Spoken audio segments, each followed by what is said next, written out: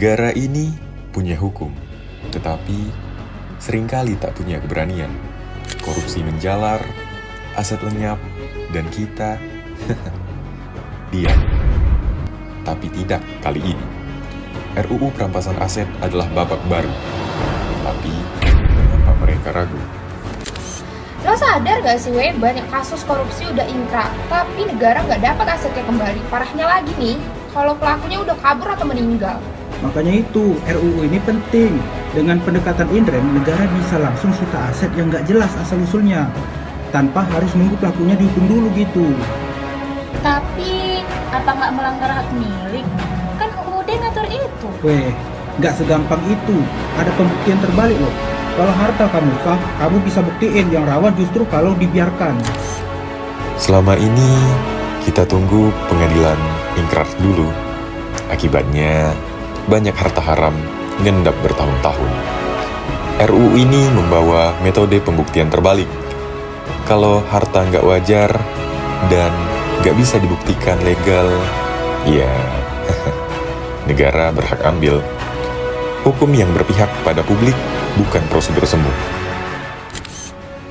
Pasal 28H ayat 4 UUD jelas hak milik dijamin, tapi bukan berarti hasil korupsi bisa dilindungi atas nama hak milik.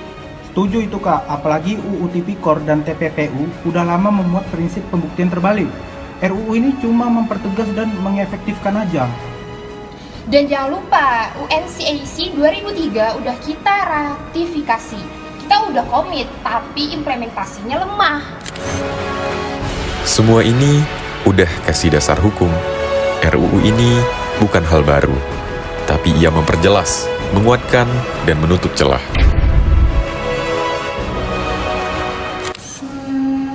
Kenapa ya DPR nggak salah lagi? Padahal konsep hukumnya kuat. Kalian tahu nggak kenapa? Karena banyak mereka itu yang takut. Harta mereka itu banyak yang bermasalah. Kalau hukum ini disahkan, bisa-bisa mereka sendiri yang kena. Jadi ini bukan soal hukum, ini soal keberanian politik. Political will yang nggak ada. Bener banget, mereka melanggar janji mereka sendiri. RUU ini bukan pelanggaran HAM, justru menjaga HAM kita dari dirampoknya uang negara. Negara harus bertindak dan hukum tidak boleh hanya jadi tontonan. Kalian masih ingat Dipo kan? Dia nggak bisa hadir bareng kita loh, tapi suaranya mewakili kita semua. Kita teruskan perjuangan ini. Hukum harus kembali ke tujuannya, keadilan. Dan RUU ini harus jadi kenyataan, bukan sekedar narasi. Jika hukum di negara ini tajam ke bawah, tumpul ke atas, maka kita wajib menjadi pisau yang menajamkan keadilan. Ini bukan soal menang atau kalah. Ini soal siapa yang ingin benar-benar negara ini bersih dari para sampah. Saya Diko Sandika Putra, terima kasih. Wassalamualaikum warahmatullahi wabarakatuh.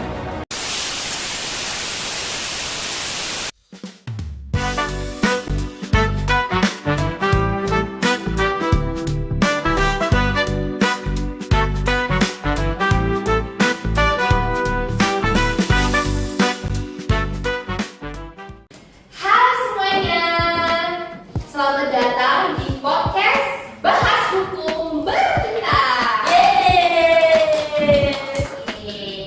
Podcast di mana kita bakal ngobrolin nih isu-isu hukum yang lagi hangat-hangatnya di Indonesia, tapi pastinya dengan cara kita sendiri yang gampang dicerna guys, dan juga santai tentunya. Dengan aku Aman dan Nur Akhirnya Bukti yang hari ini bakalan nemenin kalian sampai akhir sambil bedah hukum bareng teman-temanku semua. Nah, hari ini kita nih, aku dan teman-temanku yang paling kece-kece banget ini bakal ngebahas topik yaitu RUU perampasan aset, terobosan hukum atau wacana politik ya. Iya. Topik ini nih kita semua masih penasaran banget dong. Nah, apalagi di tengah isu-isu korupsi yang kayaknya nggak ada habis-habisnya ya di Indonesia ini, betul kan? Betul banget. Oke, udah siap belum guys? Siap dong. Oke, tanpa berlama-lama, mari kita lanjutkan aja podcast ini. Nah, untuk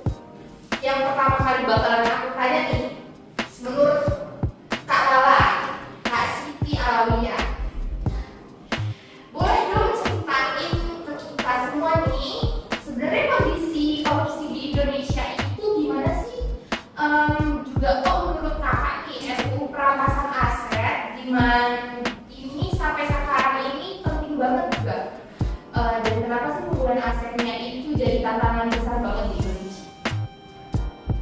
Kalau ngomongin korupsi di Indonesia ini kayaknya udah nggak asing banget ya, kayak benang kusut gitu. Bahkan berdasarkan data dari Transparansi Internasional, skor indeks persepsi korupsi atau IPK Indonesia itu still naik, bahkan cenderung menurun loh belakangan beberapa tahun terakhir. Nah ini nunjukin kalau masalah korupsi di kita tuh masih mengakar banget.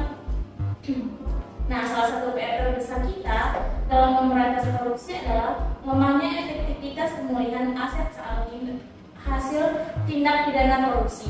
Jadi banyak banget aset negara yang udah dicuri. Susah banget kita kembali. Ini nih yang bikin RUU perampasan aset hadir sebagai terobosan hukum yang diharapkan bisa melengkapi sistem penegakan hukum kita. Harapannya sih RUU ini bisa jadi senjata ampuh buat ngambil kembali duit rakyat yang udah dikorupsi.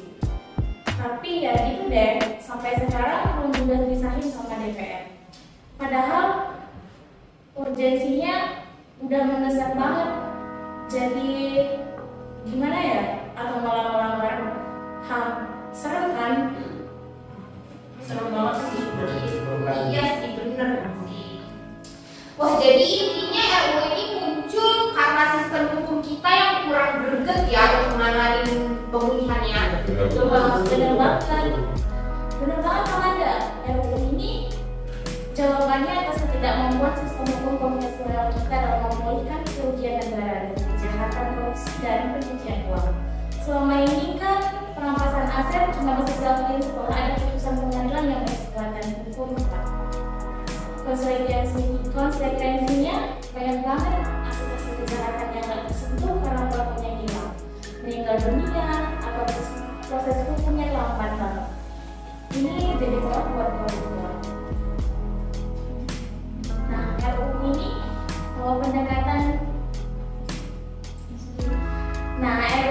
bawa pendekatannya jadi fokusnya ke benda atau asetnya, bukan ke pelakunya. Negara bisa merampas aset yang tak jelas asal-usulnya, bahkan tanpa harus memidanakan pemiliknya dulu. Ini terombosan banget, tapi ini butuh keberanian politik dan sistem hukum yang akuntabel, karena ini tersinggung langsung sama hak milik warga. Oh gitu, oke. Jadi aku ngerti banget sih sekarang dan jelas banget kenapa RUU ini jadi urgent banget ya di masa sekarang ini. Oke, baik. Makasih banyak Kak Lala. Selanjutnya aku bakalan nanya nih ke Amanda Septia. Kalau dari sisi kamu, gimana sih sebenarnya RUU ini punya dasar hukum yang kuat gak sih? Dan gimana hubungan sama peraturan-peraturan yang udah ada di Indonesia? Hai Manda, hai semuanya.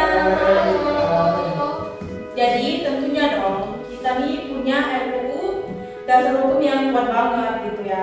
Secara nasional dasar hukum perampasan aset itu udah di KUHP pasal 10 dan 38. Itu tentang pidana tambahan berupa perampasan barang tertentu. Terus ada juga di UU Tipikor pasal 15 dan 38B serta UU TPPU pasal 67. Jadi ini bukan sesuatu yang benar-benar baru muncul dari akar berantah. Yang paling penting juga nih, konstitusi kita UUD 1945-28H ayat 4 itu juga jadi dasarnya. Pasal ini mengatur tentang hak milik warga negara, tapi tentunya hak ini nggak mutlak dan bisa dibatasi demi kepentingan umum, termasuk pemulihan aset negara. Plus Indonesia juga udah meratifikasi United Nations Convention Against Corruption atau UNCAC tahun 2003 melalui UU nomor 7 tahun 2006.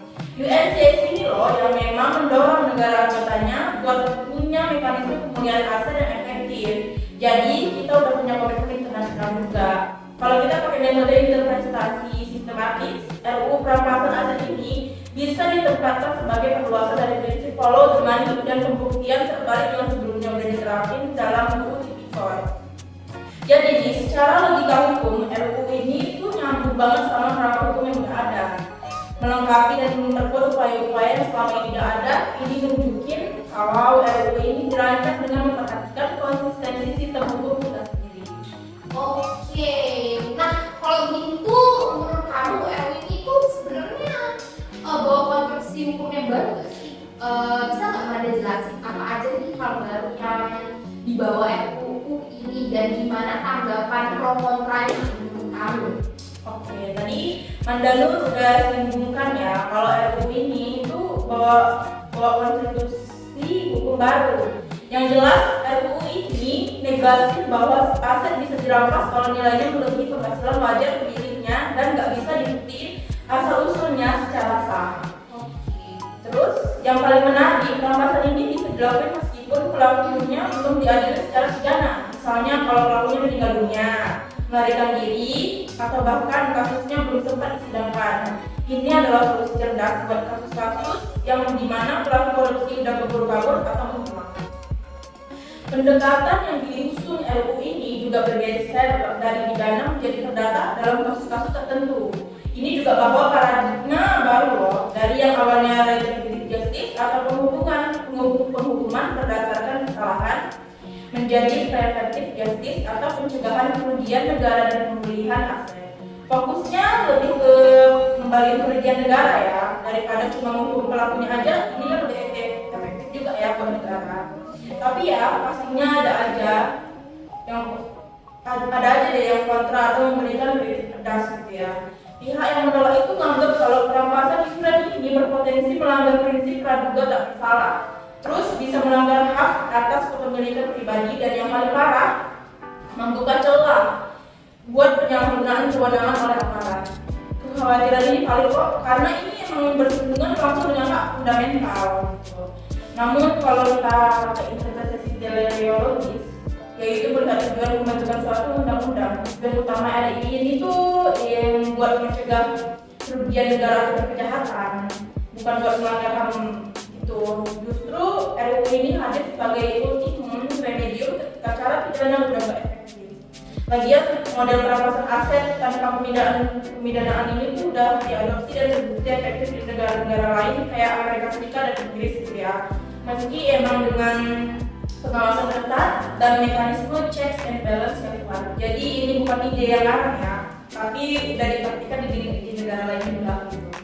Wah, mantap banget nih pendapat kamu, Amanda. Makasih banyak loh. Aku jadi nambah wawasan banget nih dari pendapat kamu. Jadi terima kasih. Jadi RUU itu sebenarnya udah punya dasar hukum yang kuat ya, dan inovasi yang bagus juga. Tapi kok belum bisa disahkan juga sampai dengan sekarang nih? Menurut Abang Sabili, bisa jelasin nggak kita semua apa sih masalah utamanya sampai RUU perampasan aset ini mandek di DPRD? Sebelumnya, hai Manda. Halo juga. Hai penonton. Oke. Nah ini nih sebenarnya yang bikin kita semua tuh gregetan kan, kayak yang Manda bilang tadi kan greget kan? Iya, benar. Aku tadi udah greget banget jadi Dengan Karena ini masalah utamanya itu bukan di substansi hukumnya, ya kan? Tapi di politikal itu DPR. Banyak aktor politik yang menolak karena khawatir kena dampaknya. You know lah ya, apa ya? Ya. Terus pun DPR dianggap gak menunjukin integritas dan melanggar sumpah jabatan karena telah mementingin kepentingan kelompok politik, ya kan? Bisa aja. Tanpa kemauan politik yang kuat, RUU ini sehebat apapun nggak akan jalan. Bagi saya segitu aja sih kak, pendapat saya. Oke, setuju banget sih aku sama pembahasan kamu Bil. Jadi emang masalahnya ini bukan di RUU-nya ya, tapi di kursinya yang lagi dingin. Iya, Terakhir nih, kita dengar kesimpulan dari Bang Divo. Setelah kita kupas tuntas, apa sih kesimpulan dari semua pembahasan kita nih Bang? Dan apa rekomendasi dari kelompok Abang atau Abang sendiri atau teman-teman yang lain mau ada kasih masukan atau pendapat untuk RUU kita ini? Terima kasih sebelumnya Amanda. Nah, jadi RUU perampasan aset ini adalah langkah reformasi hukum yang progresif dan super mendesak untuk segera disahkan. Penundaan yang terjadi bukan karena kelemahan hukum, tapi karena rendahnya kemampuan politik dari legislatif. Nah, jadi RUU ini sudah didesain tetap menjunjung tinggi prinsip HAM lewat penegakan keperdataan dan pembuktian terbalik yang sah. Nah, jadi kelompok kami berpandangan tegas RUU Perampasan Aset harus segera disahkan demi efektivitas pemberantasan korupsi, pemulihan aset negara, dan penegakan keadilan hukum yang menyeluruh. Ini adalah investasi masa depan buat kita semua. Wah, luar biasa banget pendapat dari kalian berempat, dari teman-temanku semuanya. Kenapa RUU Perampasan Aset ini penting banget buat negara kita, bukan cuma soal hukum ya, tapi juga soal integritas dan masa depan bangsa. Oke, gak kerasa banget nih udah di penghujung acara podcast kita tentang pembahasan kali ini. Aku berterima kasih banyak sama kalian berempat udah membahas ini, udah nambah wawasan aku sebagai host kali ini, dan mungkin teman-teman penonton juga. Iya, Hormat ya. terima kasih semuanya, terima kasih sama pendapat-pendapat kalian yang sangat bagus banget. Terima kasih. Sampai jumpa di podcast